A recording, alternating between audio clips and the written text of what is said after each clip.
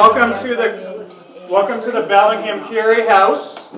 So my name is Matt Frank. I'm the president of the Governor Bellingham-Cary House Association, which runs the Governor Bellingham-Cary House Museum. We are here today for one of our last sessions as part of the Rev 250 activities. The Rev 250 was a partnership between the City of Chelsea and the Governor Bellingham-Cary House with funding from Rev 250. Who else? Mass Office of Travel and Tourism. The Mass Office for Office and Tourism. That's something we have to say because they gave us money and we want to acknowledge that, but I forgot who gave us money, so thank you, Mimi. Before I jump into this, we do have two other items coming up at the house that everybody's invited to, and one of the reasons why all of this stuff is free is because of the Mass Office for Tourism and the City of Chelsea giving us money for these programs. So the program after this is Thursday, June 12th from 6 to 8. It's a Flag Day commemoration with a very special focus on children. Mimi's going to be leading flag creation for kids and kind of walking through the history of flags and items like that. So it's a fun, family-friendly activity. Then after that, we have our Strawberry Festival on Saturday, June 21st from 11 a.m. to 2 p.m. And that event is, the event itself is free, but we sell the strawberry shortcake for $10 a piece. That's one of our big fundraisers. Come on up, it will be a good time. I'm promising good weather. I know it's a Saturday and it's been raining every Saturday, but somehow it will be nice that day and we'll be outside. So with that, we're going to get to the reason why you guys are here, and that is the Curator's Choice Day, Earth and Home. We're going to have the Colonial Kitchen, followed by the workers, tenant farmers, servants, and enslaved people. So we have a bunch of people here today who are going to be presenting. So first off, I'm going to introduce Janet, who is our curator, who is also the one that kind of put this particular event together. I'd love to give her a round of applause. And then we have special guests who have become, one person who's been a longtime friend of the house and one person who's become a really good friend of the house recently. And that's going to be Stacy Smith and Lee Farrington. And along with Mimi, they're all part of our education subcommittee who put all the hard work into this whole program. So we really do appreciate all the work they've done. And without further ado, I'm going to hand things over to Janet, who's going to tell us the next step. Thank you. And welcome everyone. I'm so glad to see so many people here today. I wanted to focus today on the people that we don't hear about as often, because usually when you go to these houses, it focuses on the landowners and the politicians and the men that owned the land. And today I wanted to focus on the workers in the house, the enslaved people, the indentured servants, and also the women of the household who work very hard too.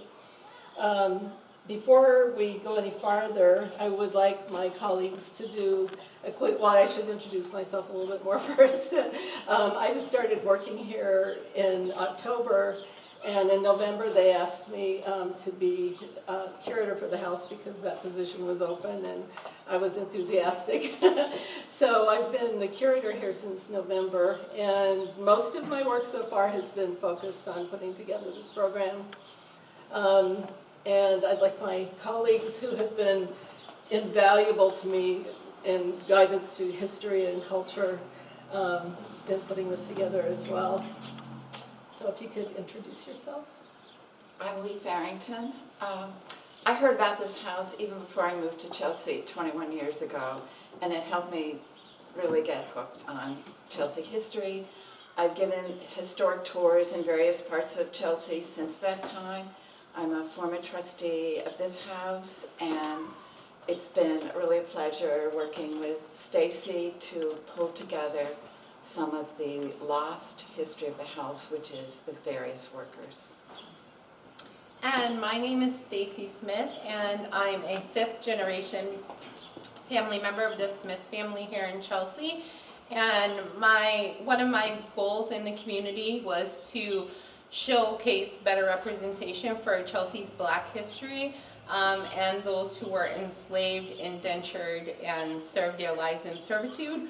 I've had the pleasure of collaborating with Janet, Lee, Matt, and the Cary House to display a more parallel history here in our community that all of us can feel honored and respected by. Thank you.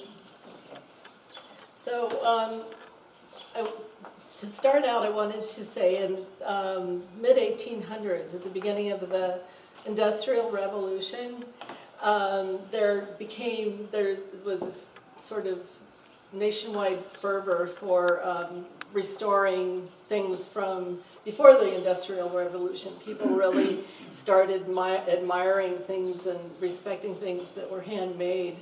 And they, started collecting spinning wheels and old cloth. And one of the things that was caught up in this was old houses.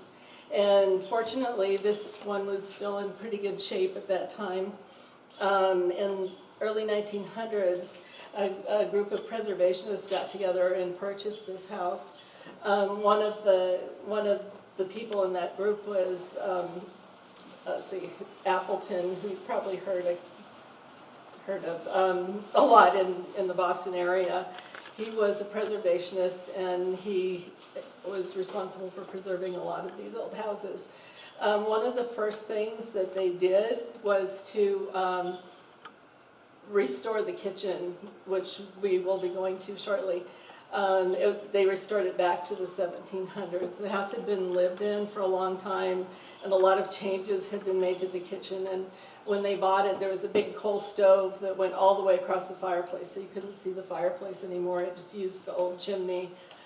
So they restored it back, and that's what we're going to be looking at today. Most of what I'm going to be talking about is the 18th century up until the Industrial Revolution. So the first place I want to show you, just as a matter of context, is this room right in here. And I think we can all sort of gather this corner. So I just wanted to focus on our little sewing corner here. This room was the room that would have been used by the landowner's family during the day. And the children would have been studying, the women did needlework. They also liked to read to each other and listen to music. So they would have all been kind of hanging out in this room. Most of the girls at this time, even in a wealthy landowner's home, did need to learn needlework because everything was made by hand, and they made a lot of their undergarments for themselves and their siblings, and they did a lot of mending. And so one of the first things that they learned to do was a sampler, and we have a beautiful example of one that actually is in Lee's family collection. But by doing, and when you look at this, you can see this the fabric is hand spun, and all the needlework is done by hand. But they learned not only their needlework, but they learned the alphabet. They usually embroidered little Bible verses and pictures. So there were a lot of lessons that went into making a sampler. Another thing that they did a lot was knitting, because they needed lots of warm woolen socks and gloves in this climate. You can see here we have a couple of things that might have been used in processing cloth. So we know that the Carys owned a lot of sheep, and they would have been processing wool a lot in this house. And this is the beginning of processing wool to make it into cloth, and it's just it's called carding, and it's just a way of making all the fibers in the wool go in the same direction. It's actually, if anybody wants to try it, it takes a lot more muscle than you might think. It would really build up your arm strength. And then they could have done, once the roving was done, this is what it looked like. It'd be kind of just a string of wool. And this is called drop spindle. And it's sort of a smaller version of the spinning wheel. And this one doesn't spin on its own a lot because it's small. We have a bigger one in the other room that really gets a good spin to it. But they would just, as they spun the wheel, just draw the fibers out. And as it turns into wool, they just wrap it around the spindle and then do a little bit more. And this is a way that they could have taught young women to start spinning, and they would have become more proficient later on a spinning wheel. And they did embroidery, and the girls also studied scripture and were expected to know their Bible really well. So they weren't totally they weren't totally idle. They were very busy. But the lives that they led was really nothing compared to the people who actually did the work in the kitchen. And with that, I'd like to move back so we can take a look at the kitchen. No, this one would have been the front room, Yes, this is the front parlor. and what's that? That one is they would have entertained, or they would have been in there in the evening and to listen to music and read and so forth. But this one has really good light during the day, so this is where they would have spent the days. All right, thank you.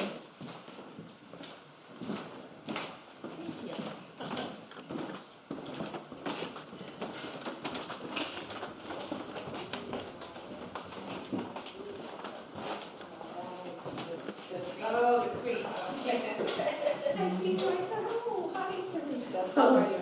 Come on in.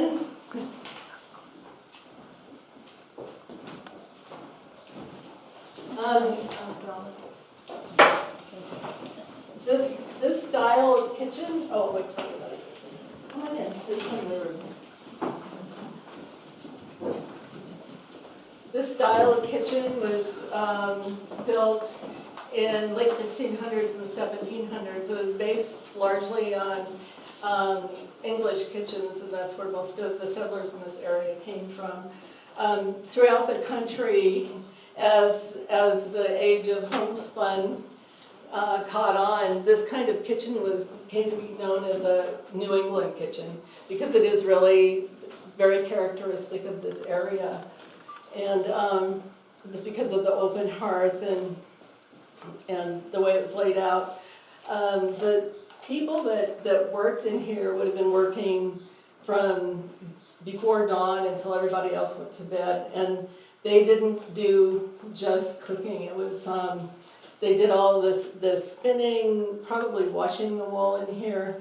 They did cloth dyeing, they made candles, and also childcare. And it was probably a really noisy and kind of stinky place because all this food preparation was going on. They were also taking care of the children. They didn't have any idea of bacteria or viruses, and so it wouldn't have been very sanitary. They would have been changing the baby right on the table next to where they were making the bread. And so it would have been a very, very busy, kind of chaotic place. No running water. That's right, no running water. And we do know that there was a well right outside. They built this house strategically because of the water availability. So there was a well right outside of where our bathroom is now. But still, they had to fetch every bit of water by hand. So, yeah, thank you for bringing that up. What is the other thing that's missing in here? Exactly. So food preservation was a very different story at that time. They did do, they salted meats, they dried fruit so that they could have things through the winter. Canning hadn't been invented yet, though, at least not the way we do it. They would make jams and put them in a crockery jar and put a pig's bladder over the top and tie it with a string, and that would preserve it for a little while, but they couldn't preserve things for long periods like we do now. We also know that they kept root vegetables in the basement of this house where it was nice and cool and dry.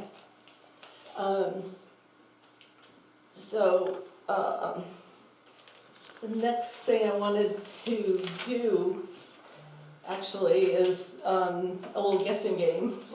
So, and I hope that you will all gather around and interact. I just wanted to show you some of the things, and these were, when I first started working here, all of these things were in those cabinets back there, just kind of, stacked up together. So this is a rare opportunity to see them and touch them if you'd like. But most of these were items that were used in the 1700s. We have a couple that are sort of newfangled gadgets, which are those two right there that were actually from the 1800s. So we'll start out easy. Can anybody guess what this is? Hair Candles. Candle roll. Yep, exactly. Yeah, I was thinking of that one. Candle molds. And they would have put the wick all the way through here and then tied it up here and then filled it up.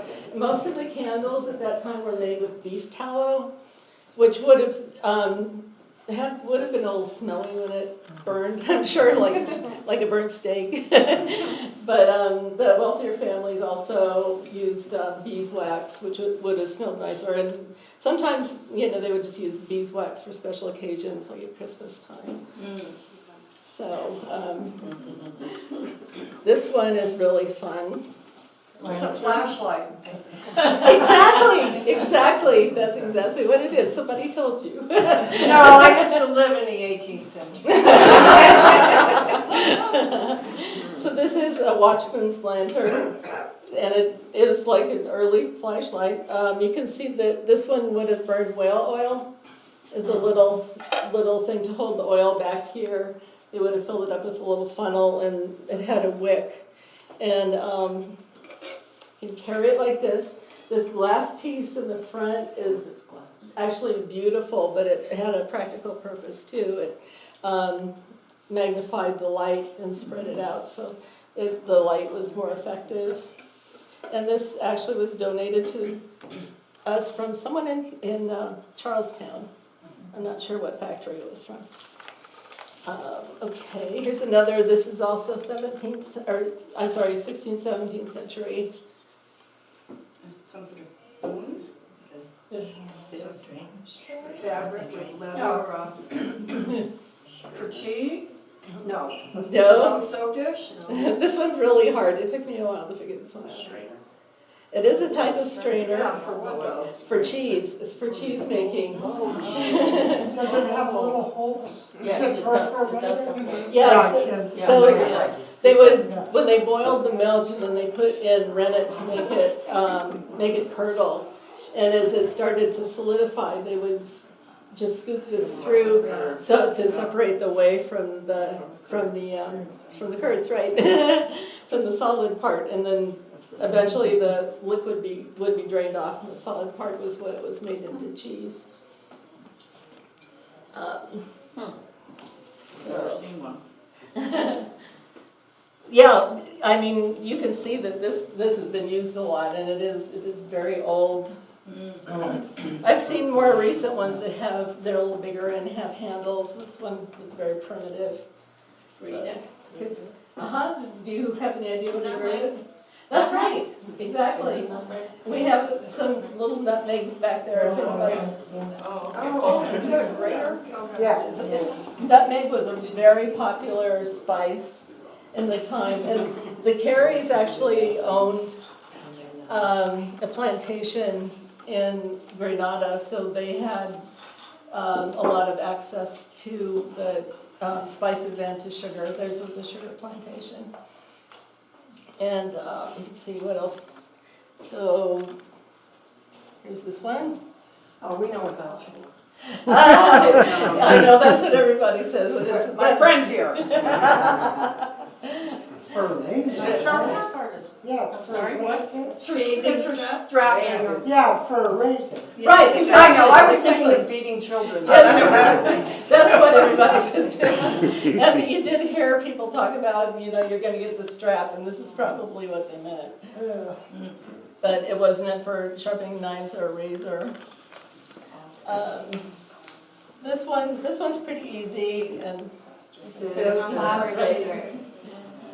And they would have used this in a lot of different kinds of cooking, for flour and for wet things as well, the cheese. This is one of my favorites. For candles. That's right. Yeah, for wig. trimming wigs. So, what So yours a little. Why It does doesn't it have the wide That's side. wonderful. Some of it does have a little bit, some of them have much bigger. But this would have been definitely from 1700s because the wicks at the time burned really fast, and to keep the candles from burning down too fast, they had to every so often trim the wick off the top, and this would hold it. They learned later to make braided wicks, which burned much slower. And let's see, what about Apple. Apple. that's right. We still use those. Yeah. I have one. And that's really, They don't look like that. that's 18th century. This one, these are 19th century. These were made in the 1800s. These are probably the most modern kitchen items that we actually have in here.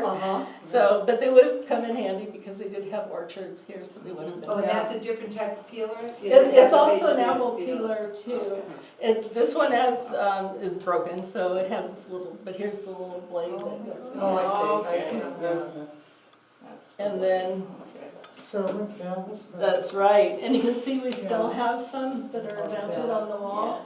But it's because all the servants worked in this room, and if somebody upstairs or in the living room wanted a cup of tea or something, they could ring the bells, and depending on which bell rung, they would know which room to go to. And these are some of the older ones that have been taken down from the walls, but we still have them. So next I wanted to talk about the textiles, because textiles were a big part of kitchen, excuse me, thank you. Sure, go right ahead. Big part of the kitchen industry. And we have several spinning wheels in this house. There were two different types that were common. Actually, there were more than that, but there were ones that were made for spinning flax and ones that were made for spinning wool. They were sort of interchangeable. I have flax here, and I showed you in the other room how the wool goes into string, and the flax is similar. The flax would have been grown here on the farm. It was something that grew very well in Massachusetts. And by spinning it on the wheel, they could make very fine thread. So most of the textiles that they made in this area were either linen, which is made from flax, or wool, or a combination of the two. They would have done the spinning in here. They might have also done weaving in this room, but it could have been done in the room across the hall or one of the outbuildings too, because the loom for weaving was kind of big and took up a lot of space. In the age of homespun, the spinning wheel, and this is why we still have so many of them, became really a symbol of the time. And they were looked at as a symbol of female productivity, and there were actually, whoops, sorry, that's okay. They actually became sort of a symbol of almost seductiveness. It was considered to be very attractive, a woman sitting at her spinning wheel, and it was usually done by young women. It's usually done by the daughters of the landowners or the farmers.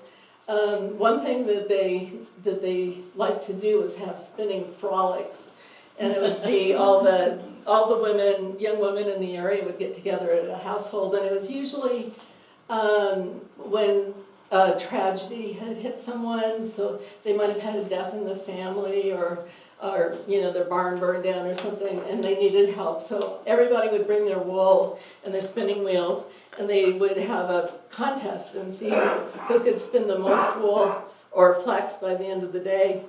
And whoever, it didn't matter so much who won, because the family that the frolic was on behalf of got all of the wool or flax, so they could have spun it into cloth, or they could have traded it for food, or they could have woven it themselves and sold the fabric. So it was to benefit families in that way. And of course, the young men love to go to the frolics too because they like to watch the women spin. And there is a lot of there are a lot of literary references at the time to women spinning, their young men into their web. And so it was. But there really there was a much darker side to the textile industry, which became a huge industry in Massachusetts and New England during the Industrial Revolution. And like I mentioned, they originally did mostly flax and wool. They started bringing up cotton from the South. It was grown and processed on the cotton plantations, and they used a lot of that in their cloth. And then always, entrepreneurs trying to figure out how to make more money out of everything. So they started buying this cloth from the small cottage industries and selling it back to the plantations to make cloth for the enslaved people. So the enslaved people were growing and picking the cotton themselves, and then the slaveholders would buy that cloth back to clothe the people. Of course, they didn't make any money off of it at all. This industry finally, at first they didn't like the cloth, although it worked really well for farmers in this area. It wasn't strong enough for cotton workers because cotton is very abrasive. The cotton plants are. So being entrepreneurial, they started, and after the invention of the cotton gin, and cotton became very inexpensive, and so they wanted to really figure out how to make a cloth that the planters in the South would purchase from them. And the cotton mills and the textile mills in this area really started growing. This is a huge boom, and almost everything that they made was cloth that was from southern cotton to clothe the people that were picking and growing the cotton in the South. So it was a very insidious industry. And the irony of it is that most New Englanders were abolitionists. They were very much against slavery, but at the same time, through this production of cotton and wool cloth, they were still supporting slavery in the South. And they knew it. They justified it to themselves by thinking, oh, well, at least I'm helping protect their skin, and which is good for their health. But a lot of people became very, very wealthy on the cloth that was made in this industry. So it's just, an example of how people kind of can turn a blind eye to what they're buying, what they're manufacturing, and it still happens today. But on a lighter note, I wanted to go over here and talk about some of the foods that the colonists would have had, and some things that would have actually been new to them. When they first came, they expected to plant wheat, which they did in England, and it didn't grow here at all. And so one of the first foods that they learned from the Native Americans to grow and store and to cook with was corn. And so we have some examples here. I have some hominy and what we now call Indian corn. It was an ideal crop because it grew fast, it grew well in this area. It pretty much preserves itself because when it gets dry, or when it's ripe, you can just leave it on the stalk until it dries, and then you can pick the dry cobs like these, and they save for months and months. You can keep it. And so they had to learn, though, how to make bread without using wheat. And so cornmeal was one of the things that was very popular, and they also grew rye in this area. And the Carys did actually do crop rotations, so they probably were rotating between the flax and the rye. And so the early settlers made bread from cornmeal and rye, which would have been very heavy and tough and not like the white bread that they were used to, but they survived, and it was very nutritious. Some of the other things that they would have had, so they would have had sugar in England, and this is the way that sugar came back then, only usually a lot bigger. You could buy 2 or 3 pound cones of sugar and then just grate it. But in England, sugar was a real luxury. It was usually grown in Spain and had to be imported, and they didn't have it in large quantities because of all the plantations in the Caribbean. They had much easier access to sugar, so it became a big part of their diet. Other things that were new were molasses. And they did have something called treacle in England, which is almost the same thing, but molasses was one of their new foods. And the other one is maple syrup. And there are maple trees in England, but they don't produce the sugary sap like the ones here do. And the colonists actually learned the process of refining the syrup into sugar from the Native Americans, and I have to check here because I know I wanted to tell you some of the tribes that did use it. Yes, quite a few of the tribes in this area were used to processing maple syrup and sugar. The Algonquin, the Iroquois, Ojibwe, Abenaki, and the Chippewa. So people in this whole New England, all the way to the Great Lakes, would have learned this process from them. Another thing that was very important to their diet was squash. And this is another thing that they did have in England, but it wasn't a big part of their diet. I think they sometimes fed it to their animals, but they didn't really consider it human food. It's such a perfect food in this climate, especially when you don't have refrigeration, because it grows very quickly in the summertime, so it's a very productive crop. Once you pick it, if you keep it cold and dry, you can keep it through the entire winter. It's very nutritious. So the word squash actually comes from a Narragansett word. In England, they probably would have called any kind of squash a pumpkin. It's all pumpkin. Another one, this is one of my favorites actually, was chemical leavening. They didn't know about chemical leavenings when they first came here.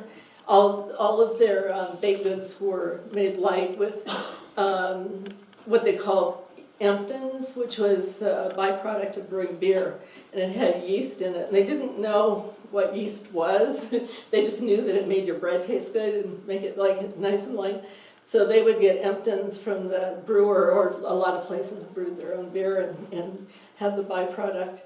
So this was another product that they learned about from the Native Americans, and this is across the entire country. They found evidence of Native American people using it. It's called pearl ash. That's what the English word is for it. And what it was the ash from the fireplace, and birch and maple work the best. But you take the ashes, run it through water, dry it, and then soak it in water again so it becomes very, very pure. And it works like baking soda. And it did need to have an acid ingredient with it to make things rise. But before that, all cakes had they were either made with yeast, so they would have been more like a bread, or they would have been leavened with egg whites, beaten egg whites. So this was a way to make, quick breads, and it was delicious and really easy for them to make. The first actual baking soda was invented in 1830 in Britain, and the Colonial, the colonists were using the pearl ash a long time before that, so they were kind of ahead of their folks across the ocean. And let's see, so Lee and Tracy, were you going to, Yep. Stacy. I have a question Uh-huh. before you finish. You talked about flax. Was that a particular plant that was here, or is it a whole bunch of different? It's a very specific kind of grass, and they grew it in England, so they had brought the seeds with them. And it was one of the crops that did really well here, unlike the wheat. So they were able to grow the flax. Oh, thank you, Stacy. So, What is this that has a fruit on the side of it, or it has this something on the side? oh, okay. Yeah, if anybody's interested, this is what it's called. I'm sorry. No, I'll pass it around. You're welcome. Just be, these do have an allergen alert, they have dairy and they have gluten, so, but I'll tell you about these cookies in just a Too big. minute. So this Cut was, one in half for me. this is called a reflector oven. And this is a reflector oven, you were asking. Oh, about- reflector of it, okay. Yeah. And they actually would put the food in right here, and then it caught the heat from the fire. Oh, I see, so it, okay. And they could do baking, and they also cook meat in these. Uh-huh. So it wasn't right in the fire, it would cause it, That's it would be right. like it's kind of an No, oven. it would sit Yeah, it's out like here, that. and that's what they call a reflector oven. It would just reflect the heat back on. Okay. And it works Slower. about as It's a little fast. slower, yeah. It actually, I had some biscuits made in one recently, and they cooked in 20 minutes, so Okay. they have to build the fire first. Right, you gotta have Tell me, where would be the dining room? Where would dining room. Dining Where would they room. eat? The dining room, a lot of times they would have eaten in one of the parlors. They probably ate in that parlor during the day and possibly that one in the evening. But sometimes they ate in their rooms. A lot of the houses had, their best piece of furniture was their bed, and they wanted to show it off because it was, a beautiful piece of furniture. And so they would actually have guests in the bedroom. They had a very large bedroom, and they would serve meals in the same room that they slept in. The beds had a big curtain around them, so there was privacy. But That sounds very European. yes, Sure.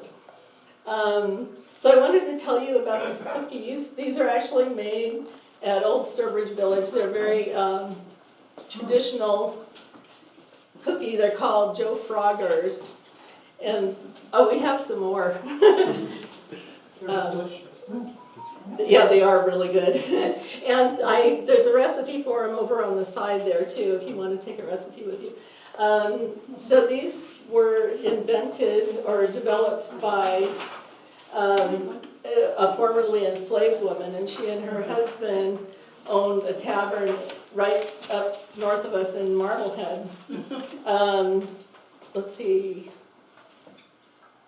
So I'm sorry, I don't have her name right here, but on the recipe is the name of the woman who developed them, and her husband's name was Joe, and the tavern was called Black Joe's, and she developed these cookies to serve in the tavern. The original ones had rum in them, and so they were very popular with sailors because they would last a long time on a sea voyage.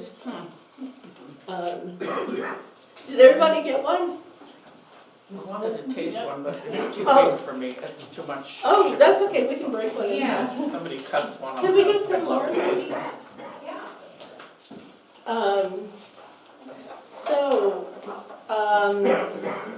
Next, Stacy and Lee will be giving their presentation right across the hall.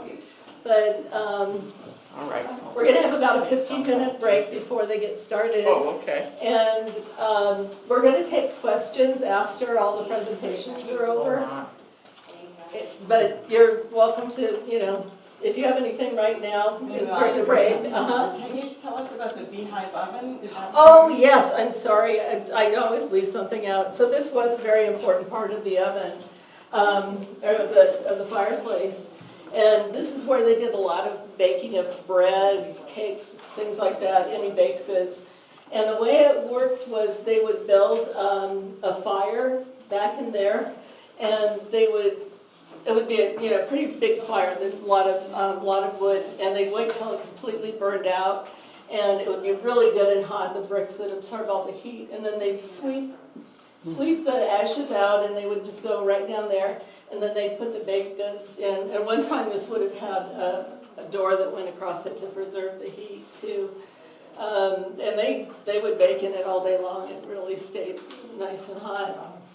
So, And were there ashes used, or like did they? well, they could have made them. They could have used them for the pearl ash, and they also used them to make lye, which was used in laundry and dyeing and so forth. Wait, there's actually. Excuse me. That's fine. Is it unusual that the kitchen was in this house, another house, or it's separate? Most kitchens did. I mean, most houses did have a kitchen like this. But a lot of times they had outbuildings that they did things like smoking meat. The dairy would have been in a separate house because even though they didn't know about bacteria, they did know that if your milk got contaminated, you didn't get good cheese. And so the dairy was kept just absolutely, scrupulously clean. So. Probably also the economic use of the hearth, right, getting the heat for the bedrooms. Yes. And in the summertime, though, it got very hot. So they usually, in the summer, they try to do all the work before noon.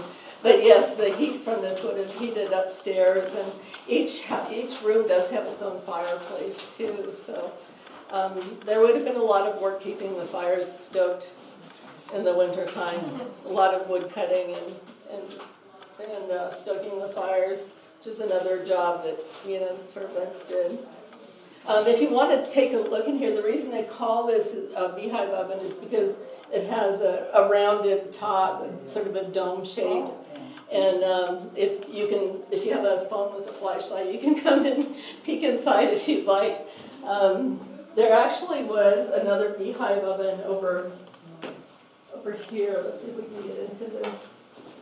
And I'm not sure why they covered this one up, but if I can get it, it's kind of on the air stand. It's a little damp. Yeah, a little bit hard. I don't think there we go. So, Oh, yeah, my goodness. and you can see this one was probably used a lot. The bricks are very stained, but it has that same domed top. It would have ended right about here, and then this would have been the part for leaving the ashes. Any other questions? What, do you know the purpose of that space next to that oven and the windows behind that? Actually, we don't really know what that, I mean, it may have been used for food storage. It's very deliberate. It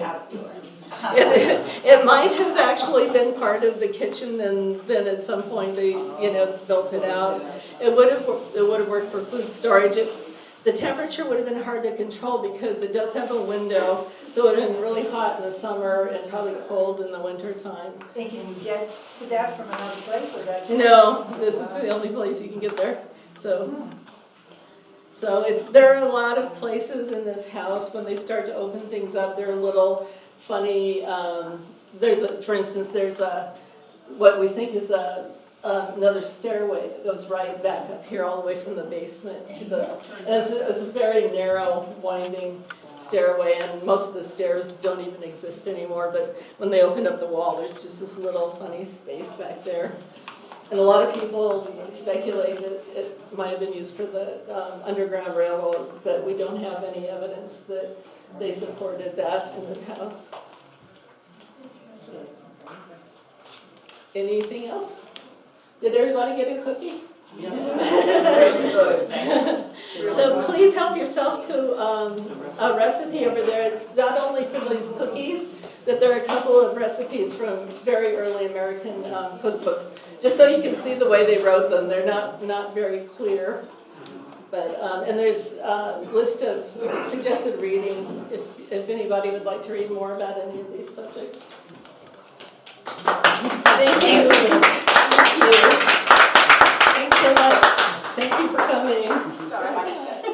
They had tea back then? Oh, yeah. So, welcome everyone. 1659 to 1910, over 240 years of the history of the workers connected with this house and connected with the farm that was also part of the property here. There were tenant farmers, servants, and enslaved people. I'm Lee Farrington, and this is Stacy Smith.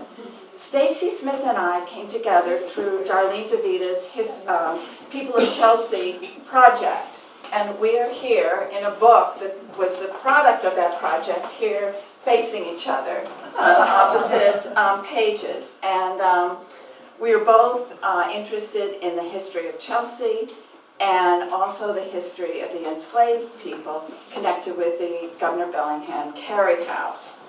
So I'm going to provide you an overview of how the workers kind of operated and a context and various information about how things changed over time. And then Stacy is going to focus exclusively on the history of the enslaved people. We know quite a bit more about the enslaved people because they were always identified by the color of their skin, and they were property, and they were owned, and they were present in wills, and because they lived for long periods of time with their owners, bits of information about them are in the Cary family letters. So, there were various types of workers, and they were all called servants. So in doing research, it was a little confusing until I figured out that, well, I stumbled upon a phrase that said, and the black servant Caesar, and then I realized the word was being used incorrectly.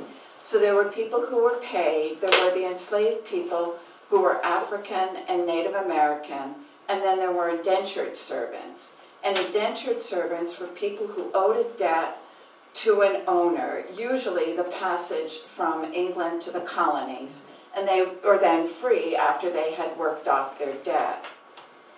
Then there were also people that had trades, blacksmiths, carpenters, builders.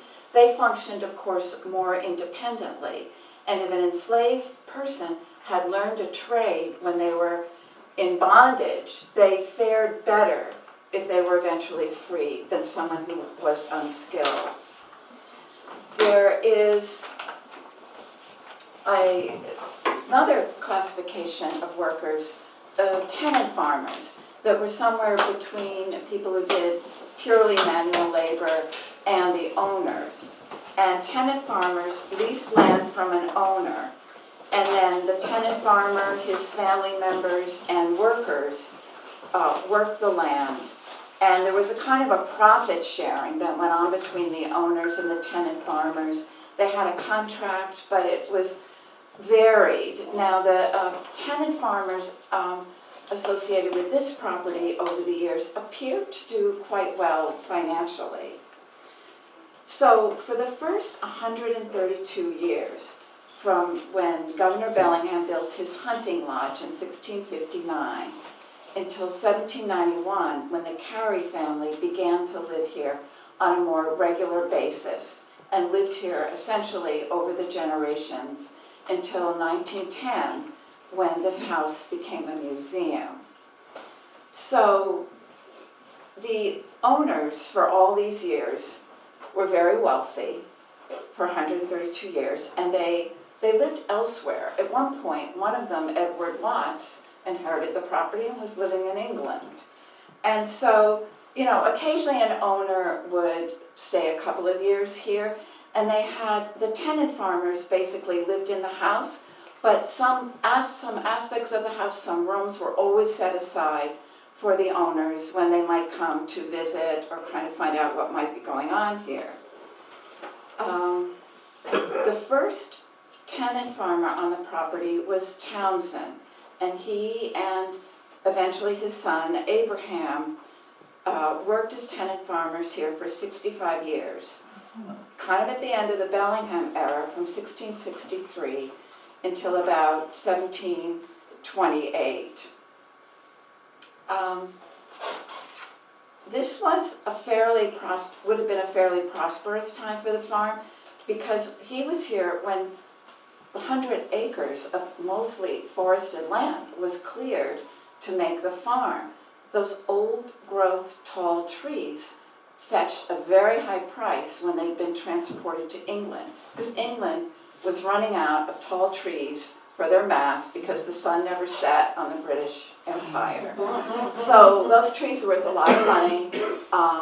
There were sheep here, there wasn't a lot, Chelsea was very rural. There was also some brick making that began, there were clay pits. So there were ways to make quite a bit of money. Samuel Sprague was the next significant tenant farmer for 30 years, from about 1754 till his death in 1783. He was a prosperous man to start with. He also owned land in Revere, which was then part of Chelsea. He was well known for his and praised for his bravery and his relentless fighting for the cause of liberty. He fought in the Battle of Chelsea Creek, and then just a few weeks later fought again in the very bloody battle at Bunker Hill. Then, in his 60s, he went on to be part of the Lexington Alarm, which was a group of men who rode out into the more remote corners of New England and upstate New York to spread the word that the revolution had begun. One of the last tenant farmers here on the property was the Lowe family, who was here for about 16 years and coincided with the Cary family moving in 1791 when they moved back from Grenada. There'll be a little more on that topic later. It began with John and Abigail Lowe. John Lowe was the great-grandfather of John Gardner Lowe, who began the famous Chelsea Lowe art tiles in the end of the 19th century and the beginning of the 20th century. So this is a very old Chelsea family. The Lowe family left in about 1801 for financial reasons. That perhaps was an indication that farming was no longer quite as prosperous as it once had been, and Chelsea was also changing. The bridge had been completed from Lower Broadway to Boston. It was starting to grow, so that may have impacted the farm. So, thinking about the three major families connected with this house, from Bellingham to Watts to 4 generations of Cary, all three of these families were connected to what was known as the triangular trade. The triangular trade was the foundation of wealth in colonial New England. It was a system of trade between Europe, Africa, the Caribbean, and then later the American colonies. It began in the 1500s, and it was very economically successful. It was based on the buying and selling of enslaved people and the products enslaved people produced, such as sugar, rum, molasses, coffee, cotton, tobacco, indigo dye, and probably others. Governor Bellingham owned at least one enslaved person and probably others. He was a well-known man, he was an early royal governor, and he was very wealthy. The Watts family owned several enslaved people, but they also had property elsewhere in England and then in other parts of Chelsea, so it's not clear exactly how his enslaved people interfaced with the house and the farm here. Captain Cary was the first of 4 generations of the Cary family members to be connected and to own the house. He was a wealthy merchant who dealt with the products of enslaved labor. Then his son, Samuel, decided to make his fortune in the West Indies. So he began by managing plantations in the West Indies and then eventually owned his own, Mount Pleasant. So in his role on Grenada, he managed enslaved people on the plantation owned huge numbers of enslaved people. The average lifespan of an enslaved people working on the plantations in the Caribbean was 7 years. If you were lucky, you were a household slave, and Cary also had household slaves there. They helped to raise what was eventually 13 children, and the manual labor, as you know from Janet in those days, was very intense in the running of a household. So, unbeknownst to Cary, when he began making his fortune, he was coming in on the beginning of the end of the triangular trade. And shortly after he moved his family back here to Chelsea in 1791, in 1795 there was the first successful slave rebellion on the island. All the plantations burned. His wealth went up in smoke. So he was able to mortgage the 365 acres of the farm here in Chelsea. The children were pulled from their private schools. And the family continued on making do, never without their servants, but they never achieved the level of wealth they once had.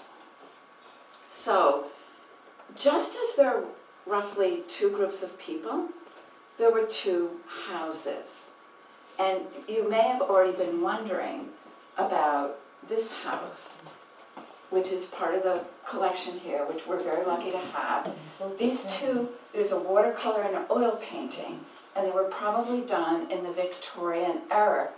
And they show the second house, which through the oral history of Chelsea has always been known as the slave house. But there's a little bit more to the story. So this house is first documented in an 1800 map of Chelsea, having been moved from the back of this house, close to this house, to the right of the house. And in the map it's called a farm cottage. So I became curious about the term, and I discovered that it was a very specific type of house that was common on estates in England in the medieval time. It housed the workers, and it gave them about an acre of land so they could grow their own food. And the people who lived in the house were known as cottagers. So then in the tax assessments for this property in 1765 and again in 1798, two houses are listed. In 1765, which is probably before this house was moved, the second house was moved, it is listed as being 364 square feet. And then in its more current location, at the corner where it is now, of John and Tudor Streets, it's bigger. It's 450 square feet, and it has 4 windows. When it was assessed like that in 1798, just a year later, in 1799, in the Cary family letters, there's references to cottagers living in the house. And that was probably members of the Lowe family that lived in the house, and then it was a very big family, and then other parts of the family lived here and shared it with the Carys when they came back from Grenada. So, the oral history of the house as the slave house is certainly correct, because we know that enslaved people are part of the workforce of the house. But the only people at this point we can document as having lived there are the tenant farmers, the Lowe families. It's fairly conclusive that they were the tenant farmers at that time. Also, this house is similar to what is known about other slave houses in New England. It was a working house, and you can see that by the very big chimney that's still evident today and is evident in the paintings. A chimney like that suggests a working fireplace similar to that in the old kitchen here. Also, in oral history given to me about 15 years ago, there were large working sinks in the house as late as the late 20th, early century 21. I don't know if they're still there, and we know that enslaved people in New England often slept where they worked, lived where they worked. So an historic assessment has been done on this house here on numerous occasions. There's never been an historic assessment of the farm cottage, the slave house. And a historic assessment of that property would give us so much information to be able to date it, to be able to better understand how it was used and how it interfaces with the history of this house. Last but not least, there are Irish servants, and Boston has a lot of Irish servants in the era starting 1850 through 1910. Every 10 years I looked at the census, and there were very few people living in the house at that time, 3, 4, 5, maybe 6 people. There were always 3 or 4 servants listed as living here, most of them from Ireland, except one was from Scotland. And in 1870, there were 4 Cary family members living here and 4 servants. My personal favorite is a seamstress was listed among the servants in 1860 for the 3 elderly women that were living here. So I don't know where they were going, but they needed a seamstress. So the workers have always been an important part of the history of this house, and this is the beginning of giving them the recognition they have long deserved. And we are fortunate to know as much as we do about some of the enslaved people that were part of the story of the workers. And Stacy is going to give you a much fuller idea and tell the stories that we know about them. Okay? Thank you.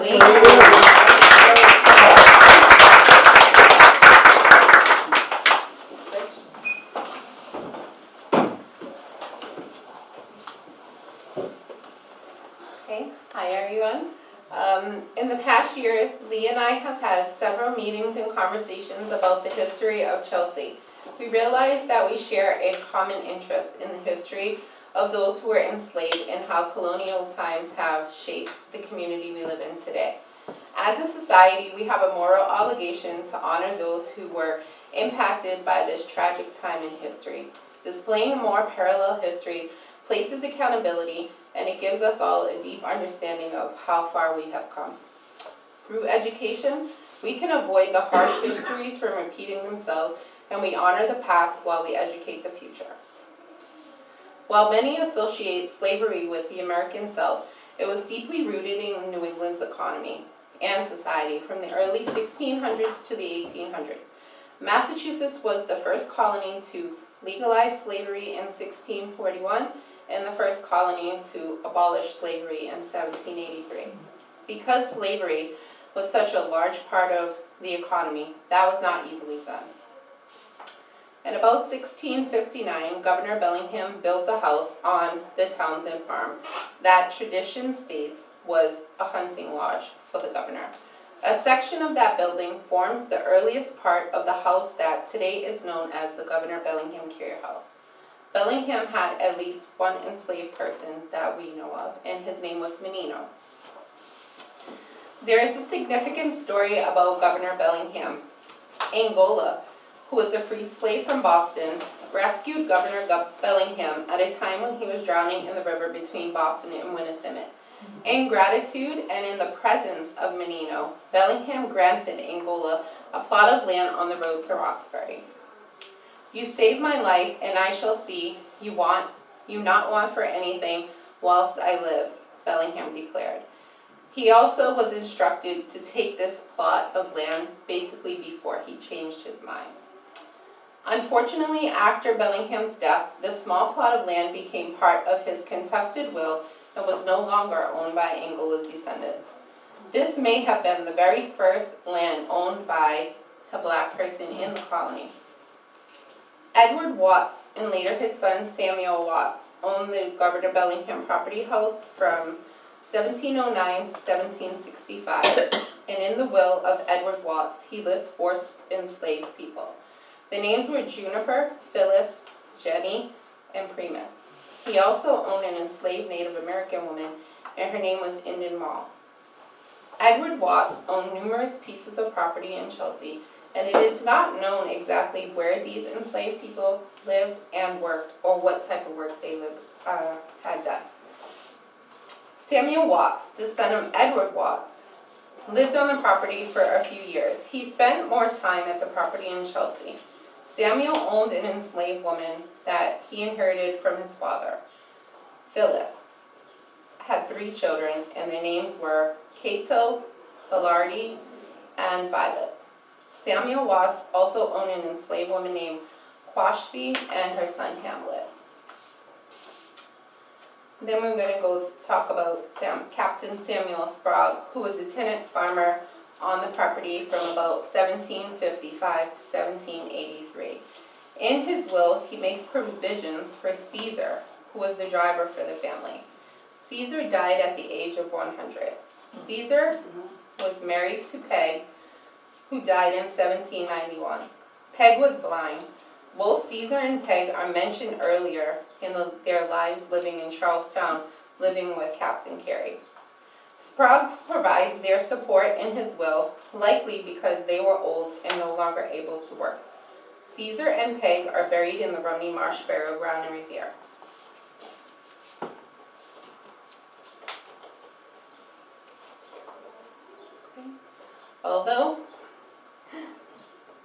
Although slavery had been abolished in 1783, the Cary family brought with them 3 enslaved people from Grenada in 1791. We know of the 3 names, and they were Fanny, Charlotte, and Pompey. After about a year, Pompey and Charlotte decided to return to Grenada. There is evidence that over the years, Pompey and Charlotte went back and forth between Chelsea and Grenada. Pompey ended up marrying in Medford.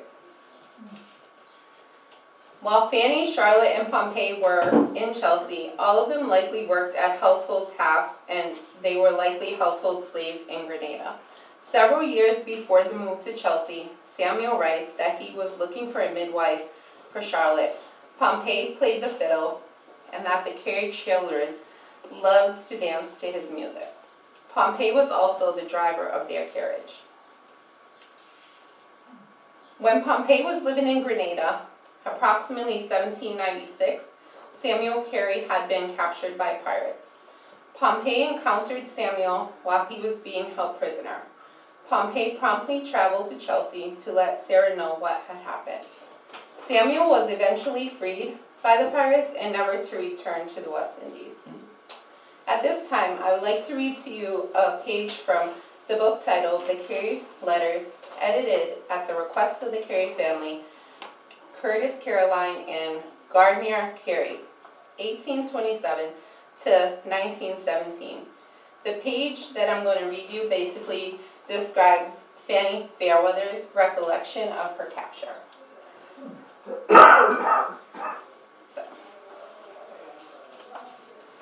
The page reads, "At the west corner of the house, a group of pines had been planted, just where the ground sloped down to the orchard, and at the foot of this slope came old Fanny Fairweather's little red cottage. She had been a nurse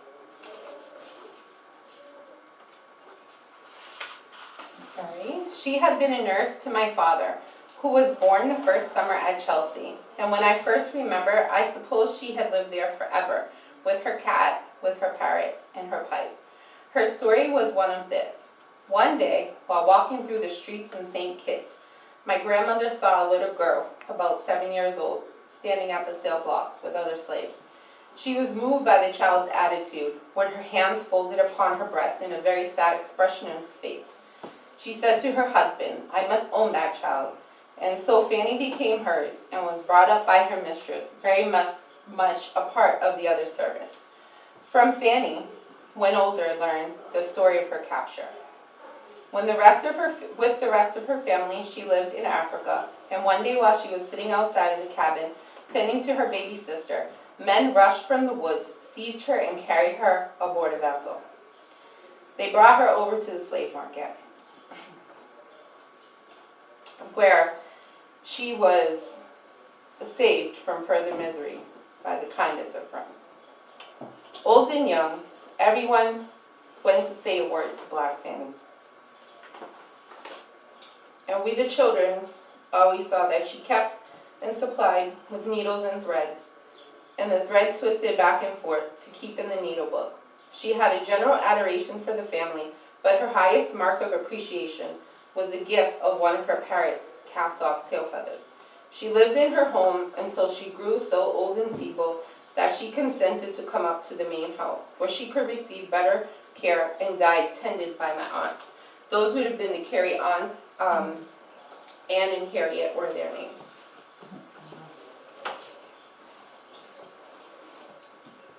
Okay. Then Fanny would go on to marry David, a formerly enslaved man named David Fairweather. The couple married in about 1798. David was a blacksmith and David died in 1818. Fanny Fairweather lived until 1845. She died at approximately the age of 80. When Fanny died, she was buried in the Rumney Marsh burial ground. Fanny was one of the only enslaved people buried there with a marker. The marker had Fanny's name on it, and it described that she was one of African descent. Unfortunately, the marker has long since disappeared. Ooh. It's okay, baby. That's it? No, okay. I want to see. In conclusion, although the number of enslaved individuals in New England was smaller than in the South, the impact was no less severe. So sorry. It's okay. Fanny, David, Charlotte, Pompey, Angola, Menino, Phyllis, Cato, Bellardi, Violet, Cushby, Hamlet, Indian, Jenny, Juniper, Primus, Peg, Caesar, and others who were enslaved by wealthy families lived their entire lives in servitude. They were often buried in unmarked graves, and their stories are a powerful reminder of the hidden history of slavery in New England, a history that must be acknowledged, confronted, and archived. Many families built their fortunes while publicly wrestling with their moral stance on slavery, often masking exploitation with paternalistic language. Paternalism was often used and is the practice of an authority figure making decisions for individuals, often without their consent, under the belief that it is for their own good. While many of the names of those enslaved have been lost or omitted from the historical records, burial and estate documents suggest that several enslaved people lived and labored in Chelsea. These individuals worked in domestic service, farming, and other forms of unpaid labor, contributing to the planter family's wealth and comfort. To this day and time, modern forms of slavery still exist, such as human trafficking, forced labor, forced marriage, domestic servitude, wage theft, and child slavery. As a society, this is not in my cards. I just feel that we could do better. And speaking these conversations may be hard for us. It was hard for me. But if we don't, where will we be? The same place. So thank you all for your time.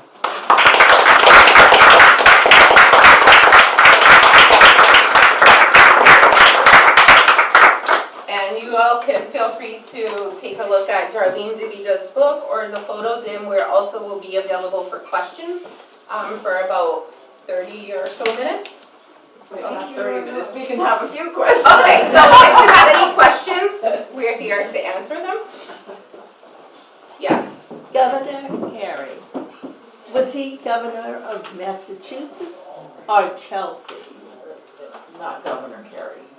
Bellingham, Governor Oh, Bellingham. Governor Bellingham was the governor of Massachusetts.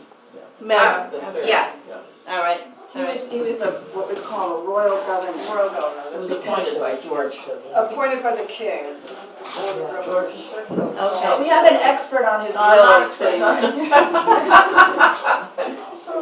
So yes, he was one of the very first colonial governors of Massachusetts. So I think he was the third or something like no, that. Governor Yeah, he was Andrews the was the first one. And he Yeah. was run out of town. He was? Yeah, What what was was his his name? Governor Andrews the first one? Andrews. Governor And Andrews. he came over from Maine and he was told he was the governor and he came to the colony and they said, get out of here. Yeah, there was a lot. It was a lot of, you know, like the Animosity. battles and the animosity and just the wrestling and the justification for slavery, because when it had been abolished, you know, you could easily go into the courts and say something like, but I needed these enslaved people, or I couldn't produce food for my whole community, and it was justification, you know. So those are type of things that we still just learning. I'm learning.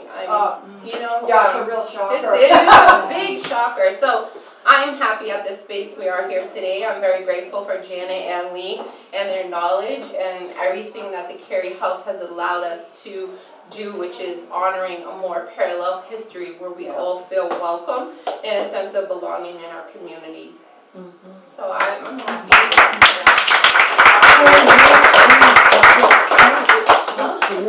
This is the first time I've heard that there was a legalization of slavery here. There's actually a document that was produced by the local courts or the. 1641, I think. It's a, Yeah, that's- 1641 to 1783 it was abolished. Right, there was actually a legalization. Yeah, and actually, I'm sorry, a little off the record, but our founding father, Samuel Maverick, was one of the Massachusetts' very first slave owners. After the Pequot War in 1638, he brought enslaved folks here, so it was definitely legalized. Then when it was abolished, it was kind of justified. It was very hard to get away from because it also was a big part of the economy, so it was justified. and you were reading the book and you quoted a woman saying, I must have that child, I must buy Yes. that child. It's really hard to understand from our perspective. I mean, we know it's still around and it's not familiar to us, but it's sort of like saying, well, in the I don't know, 21st century, people drove cars. Yeah. You know, I mean, cars are not humans, but we're not shocked about cars, but That was hard. It to was go back and really understand the full magnitude of the actual how mindset. lives were impacted by this whole system that had been in play for a long time from Europe, you know, it was brought over. The custom- It seems like it also changed outfits. You know, it was field labor, then it was domestic, then it was indentured, then it's, you know, wage theft and exploitation, and it's just continuously found its way into our lives. But I think with talks like this and education, then we will continue to push the teeter the other way and continue to evolve the world. Because there are still people with those beliefs and that colonial lifestyle. In America. Yeah. Oh, right in maybe within a 5-mile radius. So, But slavery was replaced by the Industrial Revolution. That's finally when the triangular tribe. Yeah. And then there's exploitation of children, and then Lowell and Lawrence were the bloody birth of unions to. It had been so ingrained in the thinking and the cultures that actually settled here. It was an integral part. It's like wearing a tri-corner hat or whatever they, you know, their waistcoats or whatever they're wearing. It was just part of their world, and they didn't even question it. You know, it wasn't even. You know, I mean, some people did eventually, but you know, clearly that was a norm. yeah. And we still, you know, even in the United States as a culture, we haven't accepted embraced the full truth about the slavery history here. This is big here for this house too, so you're absolutely right. We have to embrace it, confront it, place accountability and Yeah. move forward to the best we can. I mean, we can't change what happened. All we can do No. is make it better and tell the stories as transparent as we know them. We can't know a story and throw sugar all over it. No. We can't, that's just not right. And I would also like to invite you guys, if you haven't, in the front room, there's a display that somebody put together. That was me. Mimi put together, and it has a description, and then each of those boxes that you open tells a small story.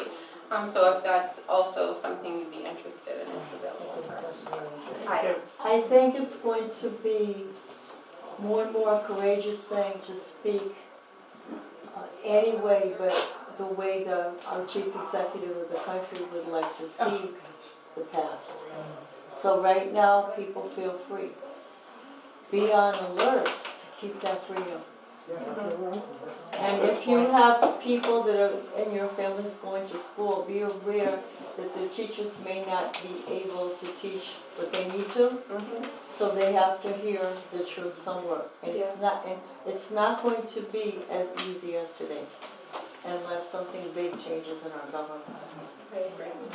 Can you talk a little bit about kind of, these pictures, it's so romanticized, and one of the hard things about like the little boxes are just these like records of like a will, and it's always a white person's point of view, kind of like, oh, they were like family, but not kind of telling the story. Can you talk a little bit more about that? I can talk what I know of the house. In one of my tours of the Governor Bellingham-Cary house, I was told, and after looking at the map, I seen that it was a farm cottage, and then throughout the tour, I heard the word slave quarter, and I was very puzzled by this word. I didn't even know that this property existed here in Chelsea. So I was very intrigued, and while doing my photo here for the people of Chelsea with Darlene Zavita, something drew me to the property where I felt that I should take my photo there, and I should explain something like, so my question of the house is, what is it? Is it a farmer house? Is it a slave quarter? Is it a farmer cottage? What really is it? So there's a lot of hidden history with this house that is still unknown. We've yet to get it, like Lee had mentioned, a historical assessment, and the current owner is Spanish speaking, so we've had a conversation with them, and we're kind of like trying to get a little more to the root of the house. To me, after this photo, Matt sent me this, and I never knew these existed. So this to me is I knew before today, but not before this. So this was overwhelming for me, because had I known that that existed, where it seems to me that those are enslaved people in front of those houses, and I probably would have opted out of, I wasn't trying to recreate that photo. So that's what I want to be very clear on. I was not trying to recreate this. This was not. So this is brand new to me. And I would like to know more about it. It definitely fits with the standard of what you would have seen slave quarters look like. A very small space, like Lee also mentioned, with a large chimney for cooking and working. You can also see the value of that property right now, according to, I think it was Zillow, is only about $640K. But if you look at the other properties in the area, they're well over $1 million value. The house is in kind of just desolate condition. And the owner is trying to maybe fix it up. It's just like, it's hanging in there. And as a community, and our group here, we would like to preserve this in some historical way so that, now or in the future, developers don't come and try to take down that property that holds a lot of the hidden secrets. There are also more artifacts here in the Cary house that have yet to be sifted through and another thing I can add is with the new seated president and the wonderful curator Janet, I'm sure that a lot more wonderful things will be coming out about Chelsea's history from the Cary house in the near future. But that's all I can really say about that house, because I just learned of it within the last 10 months. Stacy, what do you feel about the way it's depicted in these paintings? Do you feel that that's an accurate? Yes, I feel, well, why would somebody paint a photo like that back then where they had no, who were they hiding the secret from? This was okay then. So to me, this is actually what it is, but I don't have the hard factual evidence to support that. And again, where we know that there were other tenant farmers and people who weren't as wealthy kind of living on the property, more research would need to be done. But to me, I believe that at one point it was definitely a slave quarter. I believe that at one point there were definitely children outside of there, because again, why would you just decide to paint a woman and child or children in front if that wasn't what you seen, you know? Because usually when we paint, we're looking or we have something to go off of. So that's just my thought. Thank you. You're welcome. Anybody else? Hi. Tell me about Rumney Marsh and what is the current status So of that a little bit of area? history for Rumney Marsh is, okay, so the first time that I was told the story of Fanny Fairweather, it was a bit different than what I found in research. I came across that there's an actual burial ground located in Revere, and they actually have tours there also. And a lot of the enslaved folks from this area were buried there or are still buried there. Fanny is also buried there, but just no longer has a headstone. So that's actually a very historical place, and I think it's important to Chelsea, which we all know, if we don't, that Revere was Chelsea. So, Are there any archaeological efforts underway or? not that I know of, and again, for me personally, during the pandemic, keeping somebody like myself confined was probably good and probably interesting for some, because all I did was read and research and continue to try to represent and honor my Black history here in Chelsea. As I mentioned earlier, I'm 5th generation here, and we migrated from Nova Scotia in the late 1800s. And I also have one of my great aunts here, Marlene Tyler, who also lived through quite a bit of interesting times in Chelsea.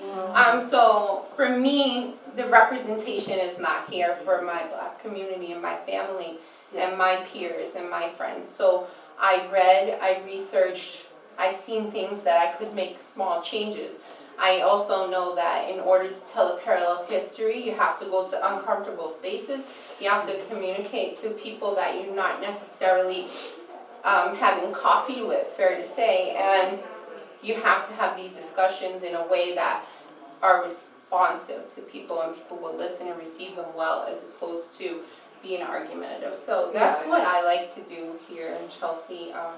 And I found great people to collaborate with, like Lee and Janet and Matt and CBC, and it's just a great, even Marianne is one of my best.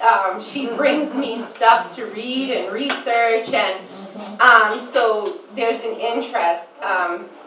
You're on fire. Needs You're on fire in this group. Thank you. And a train needed a conductor, I guess. So another thing I did, just so you guys know, is I'm currently working on Chelsea's Black Heritage Trail, which will reflect a lot of these historical places in Chelsea. And we're working on that with the hopes to be done within the next, probably I'll say 12 to 18 months. And Sarah Rich in the back is working in collaboration with me on that, and she's the architect of our group. So we're at a good space, I think. Today was a little nerve-wracking because I do have a lot on my plate, and I'm also in college right now. And I'm actually a grandma too, so. And a trailblazer. And, oh yeah, a trailblazer. I've won several awards, so I just want to be able to do these things in an honorable, respectful way. I don't want to intimidate a room of people who are not my peers.